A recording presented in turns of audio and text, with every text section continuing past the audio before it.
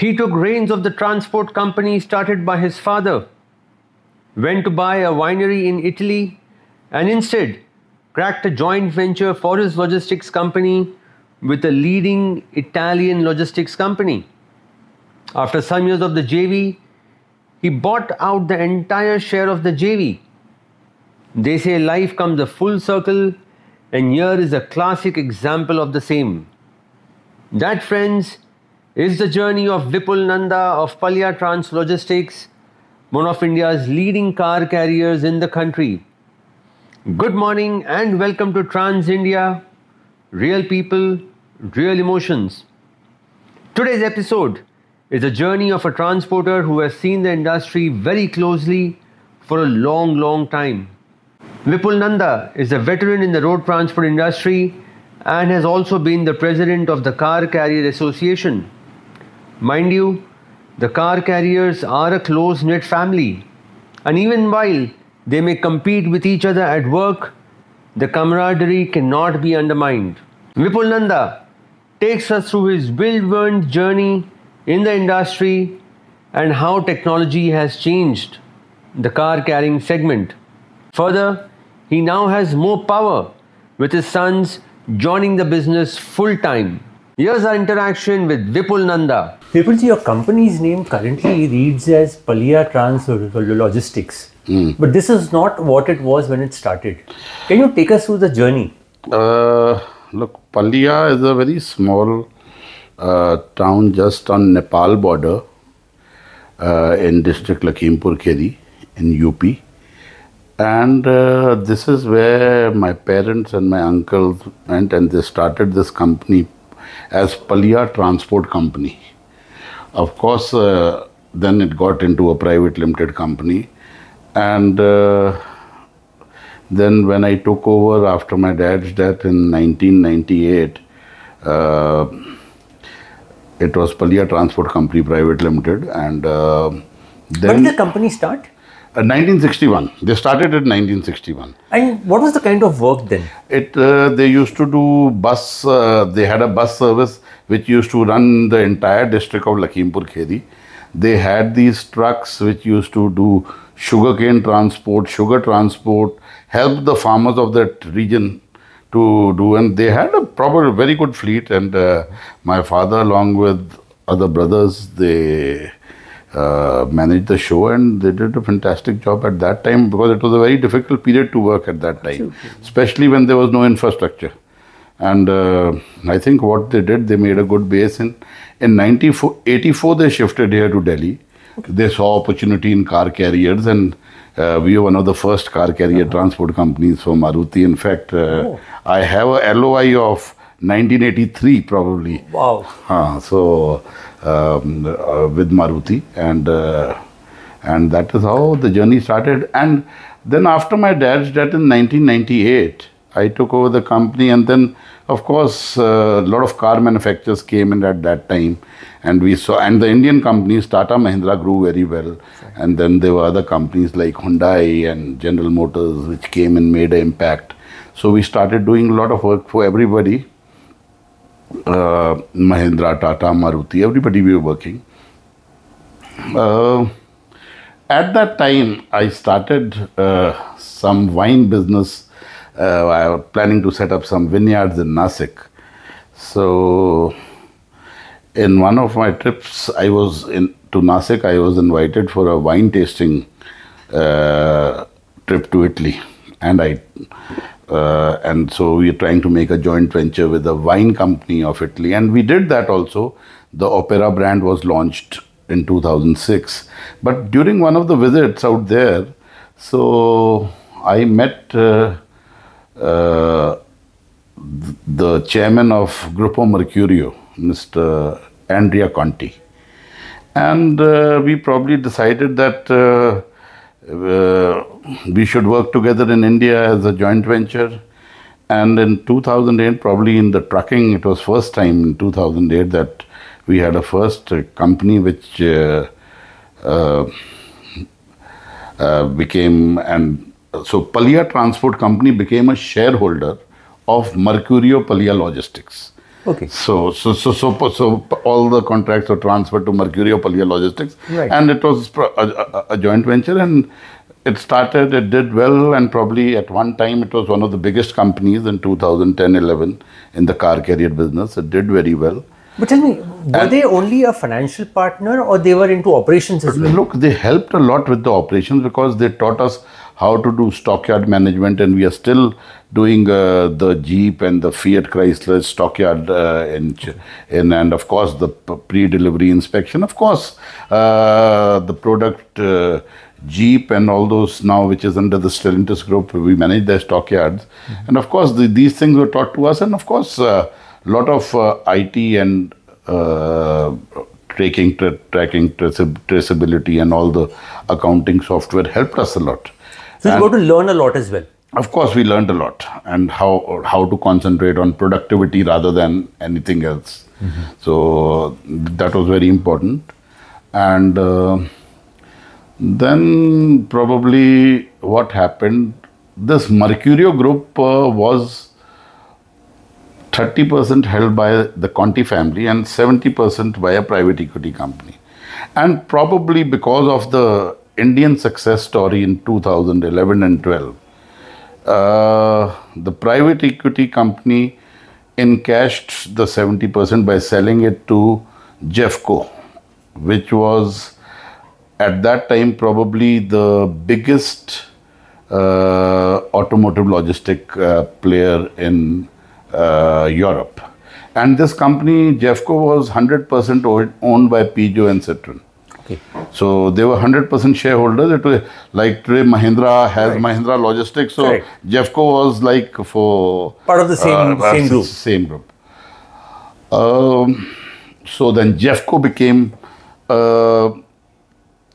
indirect shareholder. Then Jeffco said, we want to become direct shareholders in the company, because at that time they were planning to set up a very big plant in Gujarat, which now where probably Tata has set up, probably Tata and Ford are there.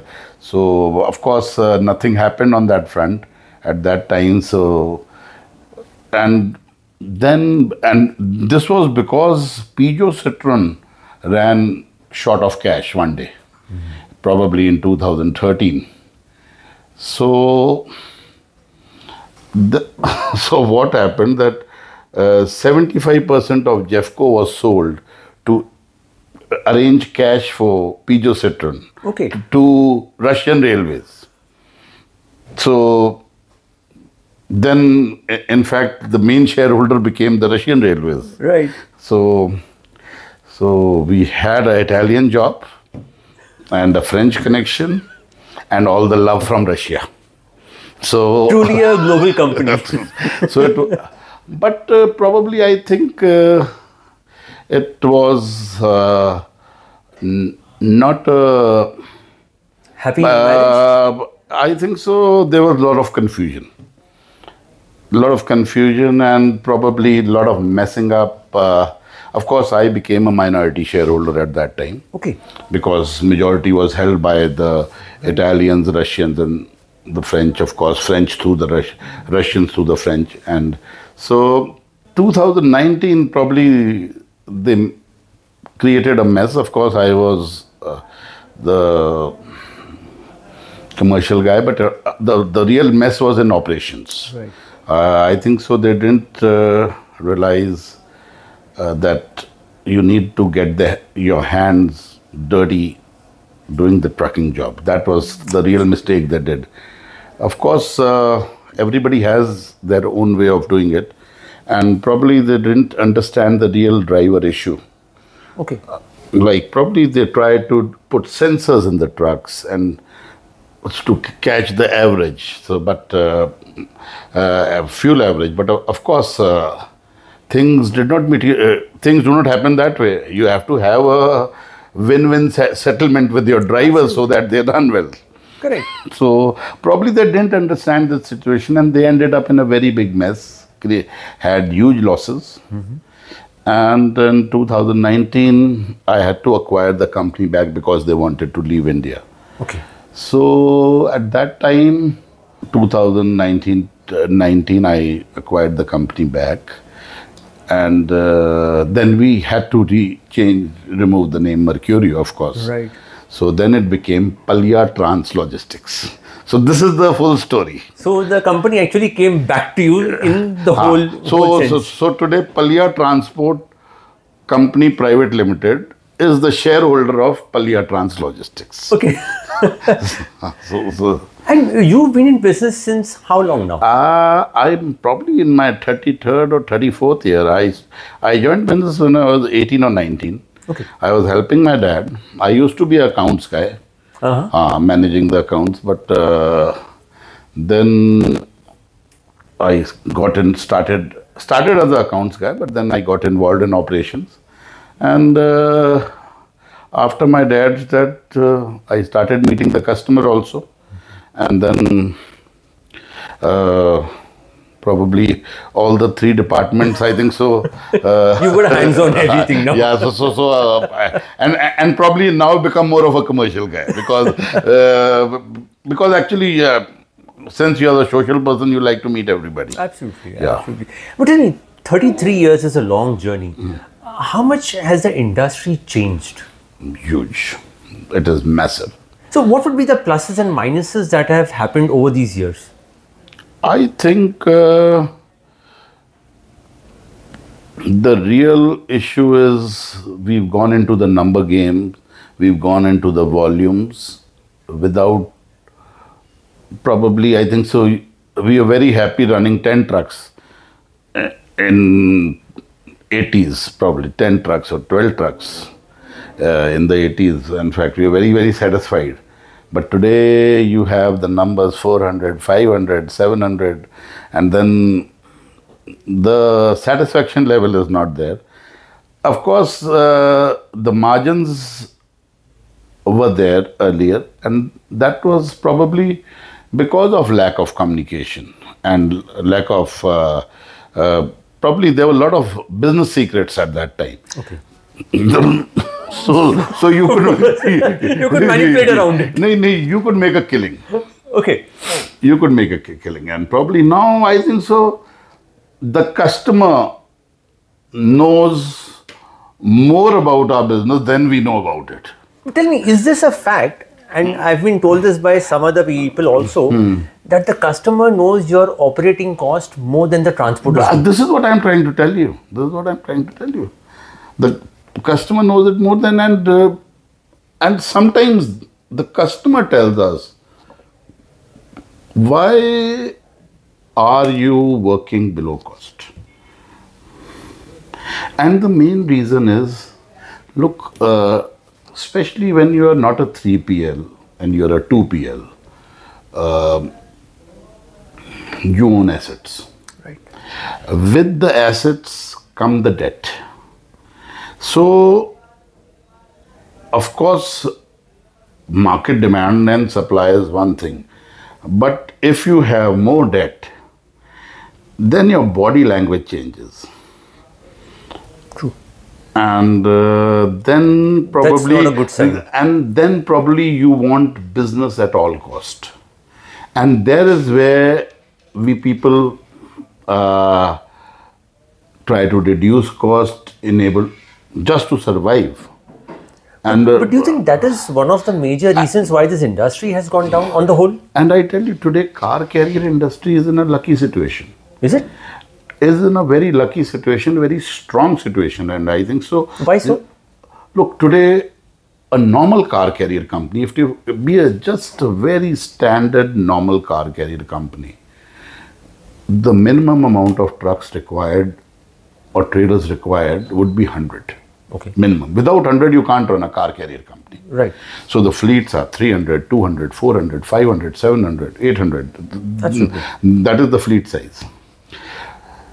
And supposing you're at the bare minimum of 100, the cost of a trailer is 60 lakhs today.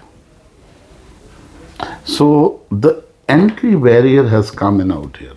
So you need 60 crores just to enter it. So why would anybody enter it?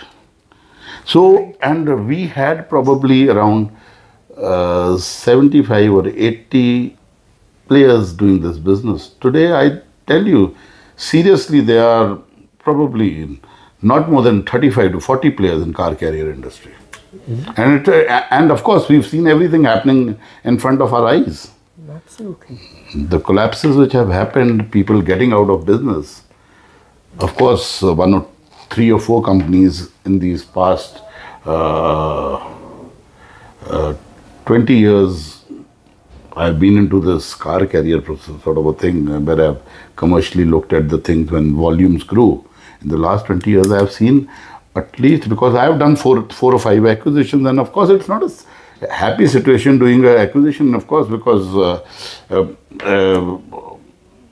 things can get very messy if the debt goes up and the market doesn't support you. Right. And this is the reason why probably people get into trouble. Absolutely. Absolutely. It's the greed to grow unnecessarily. Unnecessarily. So this is why probably we've tried to, and when I probably took over the company again in 2019, I reduced the company till I could grow it again. So that was my strategy. Makes sense, yes. So we reduced the company and then followed the market. Okay. Because probably we didn't have, and I said, look, of course, we had international support earlier, but probably we didn't have it now, so we had to have a strategy in place to do it. Yeah. And of course, 4 years, the automobile market, last 3 years, the automobile market has been good, and it looks good ahead. It looks good ahead. It looks good ahead, and with this entry barrier, I think we are at a very happy situation, and probably the only thing we shouldn't do is we shouldn't get nervous.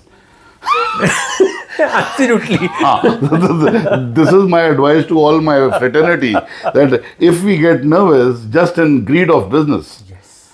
and or just probably because of here, I think so the demand, I think today if you look, India is selling around 40 lakh cars, which is hardly anything in a year. So probably I think so the growth is, and if you see, probably if you have about 5 crores or 6 crores cars in the Indian market, and you replace your car after 10 years, the replacement market is only 50 That lakhs. is huge. And that itself is very huge. And then there is the people who, the new players coming in, yes. New players coming in, and then people who migrate from 2-wheelers to 4-wheelers is a huge market.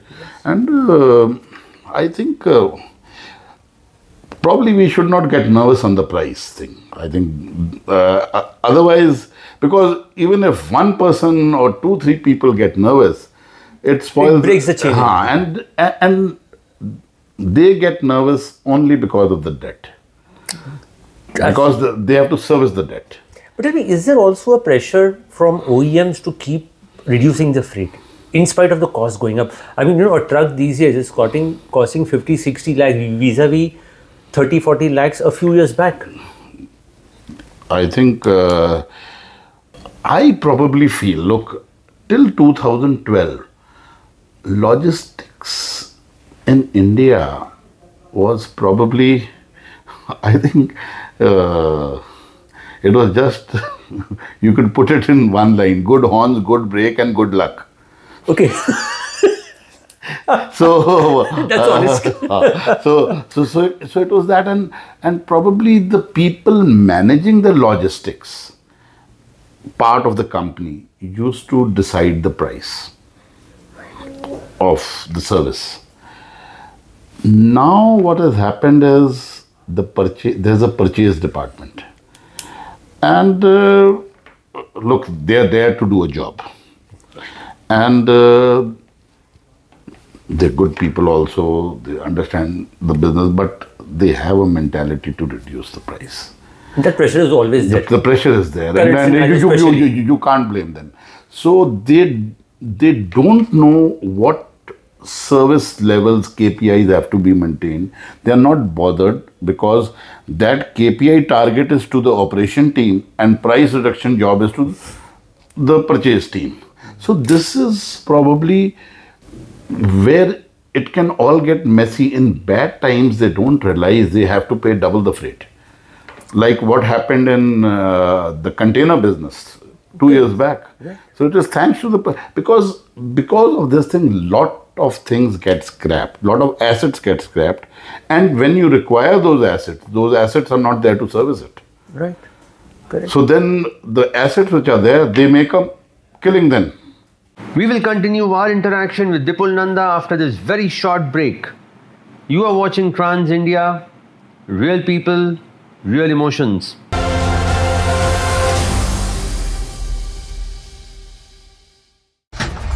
क्या आप जानते हैं एक truck owner के लिए सबसे मुश्किल काम क्या होता है? अपने ट्रक के लिए रिटर्न लोड खोजना। पर अब ट्रैकिट ट्रांसपोर्ट मार्केट ने इसे आसान कर दिया है। वो कैसे? ट्रांसपोर्ट मार्केट टाइम पर ट्रैकिट ऐप में आए हुए लोड पर अपना बेस्ट रेट भेजें, माल की डिलीवरी की डेट और टाइम सिलेक्ट करें और सबमिट कर दें, और ऑर्डर कंफर्म होने पर व्हीकल असाइन करें। है ना आसान? तो देर किस बात की? प्ले स्टोर ऐप पर टाइप करें TRAKET ट्रैकिट और डाउनलोड करें ट्रैकिट ऐप। स्कूल बच्चों का दूसरा घर होता है, और इस घर का ख्याल रखना एक प्रिंसिपल के लिए आसान नहीं। पढ़ाई के साथ बच्चों का आराम, उनकी सेफ्टी, छोटी से छोटी चीज़ मेरी प्रायोरिटी है। वैसे ही स्कूल बस चुनना भी एक बहुत बड़ा डिसीजन था। पेरेंट्स का पीस ऑफ माइंड, मैनेजमेंट का भरोसा और बजट साथ लिए चलना पड़ता है। इसीलिए कभी कभी फर्म भी बनना पड़ता है। आखिर कोई अपने बच्चों की जिम्मेदारी मुझे दे रहा है, तो कोई बजट की। लेकिन इतने सालों में एक चीज समझ आई है, अगर सही डिसीजन लें तो सबसे ज्यादा प्यार भी प्रिंसिपल को ही मिलता है।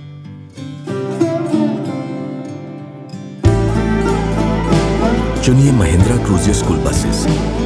यह है मजबूत tubular structure, anti lock braking, anti roll bar, parabolic suspension, IMAX, wider seats और बेस्ट इन क्लास माइलेज के साथ बच्चों के लिए सेफ और बाकी सब के लिए सबसे smart choice, Mahindra Cruzio school बस।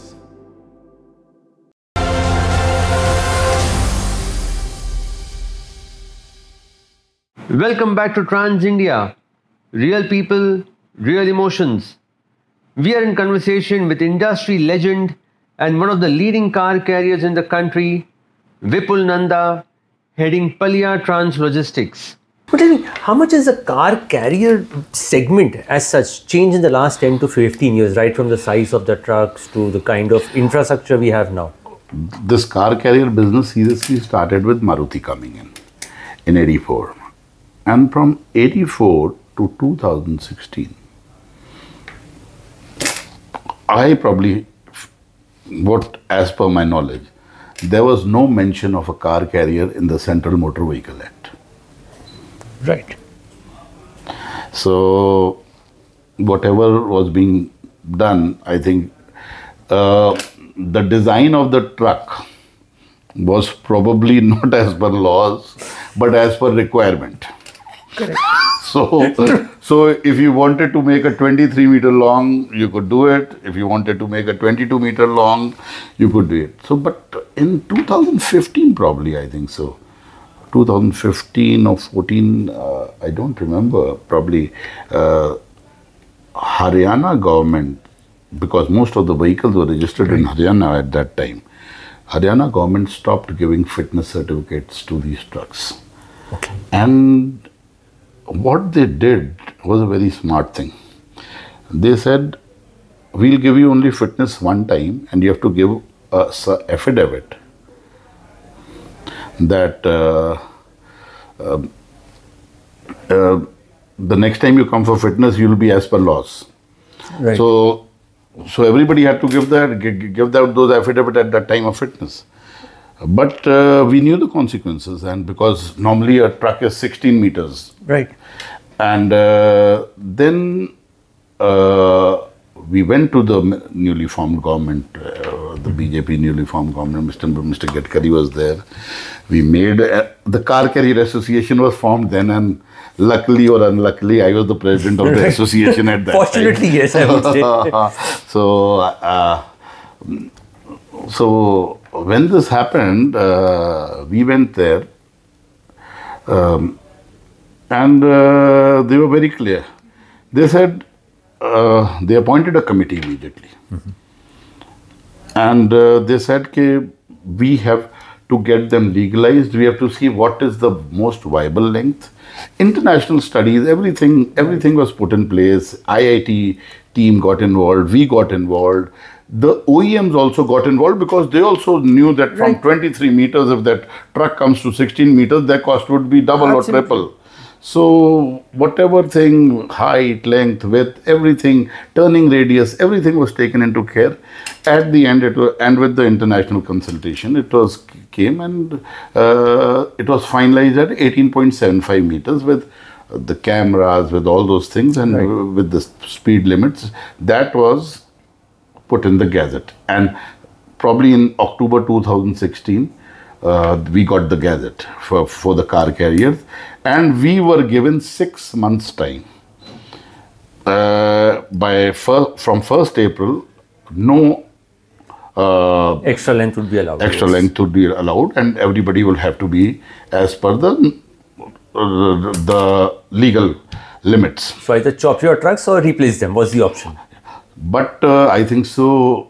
We have probably the car carrier fraternity set an example for the entire country. I would agree. I think we were. Some people were willing, some were not willing. People like me were obviously willing because I wanted the next generation to do a legal business. Some were not willing. Of course, they had their own way. Because, and within 6 months, all 15,000 car carriers were cut as per laws. I think and probably we set an example for the country. And I think Car Carrier Association per se played a huge role in this. Yeah. In fact, we were the stakeholders. under your presidency. And then probably the biggest, the most toughest part of my career, probably, of course, it's good to have your fleet legalized, but then normally 10 cars used to come in the trailer earlier. We used to call them TR10. Right. Now they become TR8. So 8 small cars, if you see, see that way.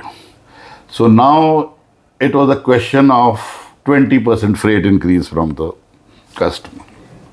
And probably I have had the toughest time of my life doing that. My toughest time. I can imagine everybody had to take a hit. Look, there were probably, we were there about 50, 60, 70 people out there traveling to various parts of the country, where some in Chennai, some in Mumbai, some in this place, negotiating with the customer. And probably Maruti was very good that they had anticipated this and they had done it without asking also. Oh, lovely. So, but everybody, to make everybody follow Maruti was a big challenge. And of course, tomorrow I am leading a movement against you, and you are my client also. You are not welcome to my office. So probably, of course, we had a share of fights, but of course, everybody understood, and probably within 1 year, things got settled down. And then, of course, we've had the legal, we are in the legal framework now. Right. So with one major thing taken care of, currently what are the problems that the car carriers are facing? Look, some states, look, today we have a very clear law that no OEM is allowed to load the law is not only for us, it is for the OEMs also. No OEM is allowed to load a illegal carrier. Right. So all the companies are big companies, and they'll never do that. Absolutely. They'll never do that. Everybody takes care of whatever precautions at the time loading. But still, when our trailers go through certain states, we get these challans. And sometimes these challans are only for one purpose, state government revenue. Absolutely. So this is probably the biggest. Right. And then, of course, you have to adjust to various things. You have to take care it has to be a win-win situation for your client and yourself, because look, you have to, this trailer is there not for 1 year or 2 years, it is there for 10 years. Absolutely. You have to run it with all the clients, and you have to, and the relationship, of course, and probably the most important thing in this business is the relationship which we have with our clients. Absolutely. That's very important. If tomorrow somebody tells me there's a shortage out there, we need 20 trailers to go there, so I have to move them sometimes empty. I have to rely on him that he'll take care of me. Right. And he'll give certain incentives, so that so all these things have to be put into place before. Probably relationship is the key out here. Tell me, how much have trucks changed over the years? I mean, the quality has gotten better. You're doing more number of kilometers now. Of course, that is. Of course, you do. But then you have to count the idle days also. We have a lot of problem of idle days because most of the dispatches happen in the month end. So the kilometers get, of course, in a day you can do more if it is running. But then the waiting days also increase because most of the dispatches happen in the month end as the dealers get their, try to complete their targets, and then there is, most of the billing happens in the last week, probably. Correct. First 20 days and last 10 days the dispatch is equal, it's at that level. Right. So averagely, how many days a month you think a truck would be standing idle? A rough figure. Look, supposing even if I do 3 or 4 trips a month, so 1 day loading, 1 day unloading, that is normal. Right. So 6 days are gone in Correct. 3 trips. Correct. Then 2-3 days for maintenance. And probably at the end of the day, you end up running 17-18 days. Correct. So nothing has changed in that. Of course, you do more kilometers the day you are running. Right. That is because, thanks to the government, because of the infrastructure. But that is costing us a lot because we have to pay very heavy toll taxes. And it's very difficult to make the client understand these toll taxes. Some understand it, some don't understand it. Is the Car Carrier Association ever tried, like you have in cabs, you have a base fare plus toll tax as a separate component. Have you ever thought of that? Look, Car Carrier Association, now I'm not the president, till 21 I was the president, but Car Carrier Association is a social body. It is not, we never wanted it to be discussing commercials with the clients. But what about, I mean, as transporters, have you ever thought of that particular model? Of course, it is a model which could be looked at in the future, but Car Carrier Association was never, when we formed this association also, we said, look, we are forming it just to get our things legalized. Right. And of course, when we got it legalized, a 20%, 30%, it was too, so you had to lead on the commercial front also for that particular. But then Car Carrier Association has never, probably it has refrained itself from going into the commercial angle till the time things have gone beyond control. Hand, yes. And it is a SOS situation, or it is do or die thing, then of course you have to come and save yourself. Right. And then there is when the association gets involved. Otherwise, we do all. Which is a good thing, actually. And probably then no point discussing commercials. The association should not be discussing the commercial. And you should not look like a cartel of sorts. Yeah. And then, of course, we are specialized carriers, and the customers must understand that specialized carriers, you should not be doing these RFQs and all these things. Right. Yeah. Fair enough. One thing that has been bothering the transport industry across the globe actually currently now is shortage of drivers. How are car carriers placed on that front? There is a hit. I think, look, I don't, because of this, the way we pay diesel, the fuel, and no driver is probably agreeable to go as per what Tata Motors is saying, that this is X mileage. X mileage, or Eicher is saying X mileage. No driver would agree. And of course, there must be some truth to it and some lie to it. Right. So, of course, and the gap, they make a lot of money. And of course, they should make, because they do the real job. Right. the structure has not been, I think this thing happens across the globe, not only in India. True. And probably because of the fuel prices being very high, the amount becomes bigger. So now if it, supposing even if there's no shortage of drivers, supposing a very hypothetical situation. There's no shortage of drivers. But if a driver makes money, which is good also, he would like to spend it also somewhere. So he might spend more time on holidays. So that enhances that shortage of drivers. That's quite a different take actually on this. So probably because with these things, with this money, standard of living. So he needs to spend it on his family. So sometimes his son is going to a good school or he's studying, so he would like to go and leave him to the school and come back, and probably that takes 4-5 days. So you have a shortage of drivers for that 4-5 days. Right. So and all these things accumulate, and it becomes quite huge. Absolutely. So do you have a surplus pool of drivers at your end? Look, there's shortage every time. Okay. I tell you, there's a situation. Probably this is. I think when I'm talking to you, this is probably the peak because it's the real wedding season. Then there's a wheat harvest. Oh, yes. And everybody is there at whatever small, because the drivers, of course, they have small holdings, so they try to do it because they have to have that same wheat for the full year. Right. So everyone is there, and this is. But I think so. We should try to do more for the drivers. Your company has been doing a lot for the drivers. You even have a foundation.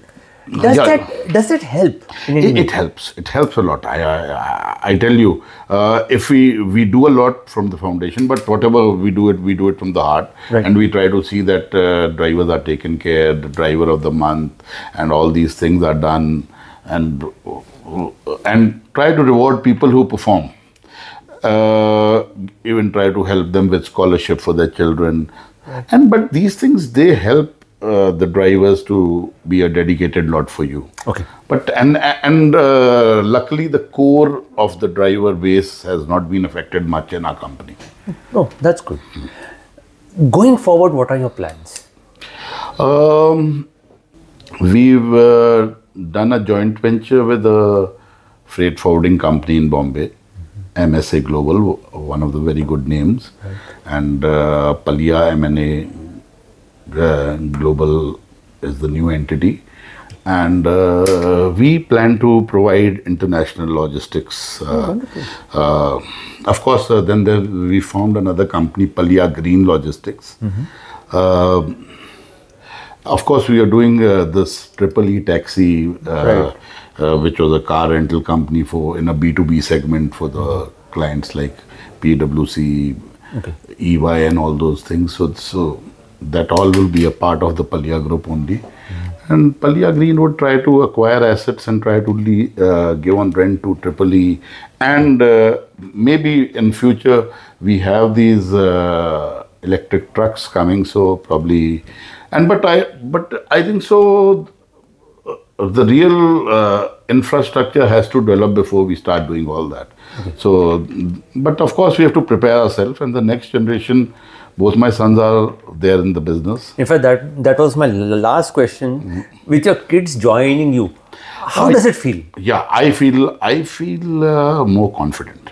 Some burden off your shoulders now? Of course, a lot. Of course, a lot. But the younger one joined only a year back.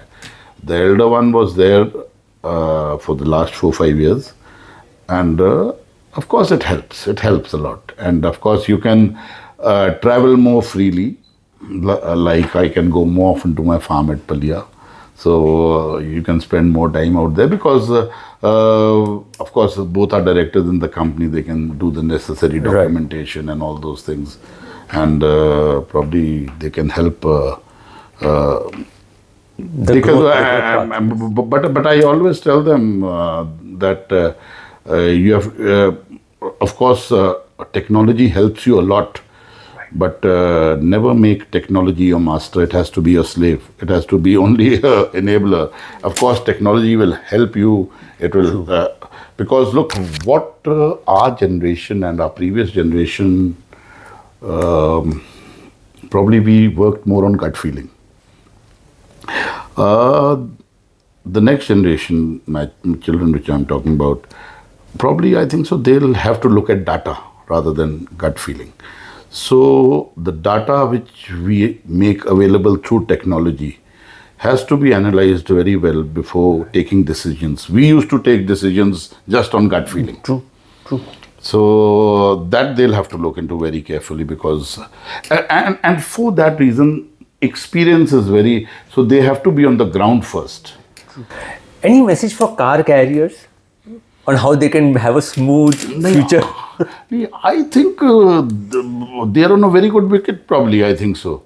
With very limited players now, and everybody knowing everybody, probably we are just like a family. All probably I have attended weddings of probably all the car carrier companies, and they've attended all my functions. In fact, probably even if there's a small prayer out there at our house or something, and we're all together. And if I travel to Chennai, I meet everybody out there, and in the evening we have a great time together. And it's just a small family of 40 transporters. That was our interaction with Vipul Nanda. And what a journey this has been. It was an absolute delight interacting with Vipul Nanda at his office, and we look forward to many more interactions in the future. We will be back again next week with yet another interesting interaction.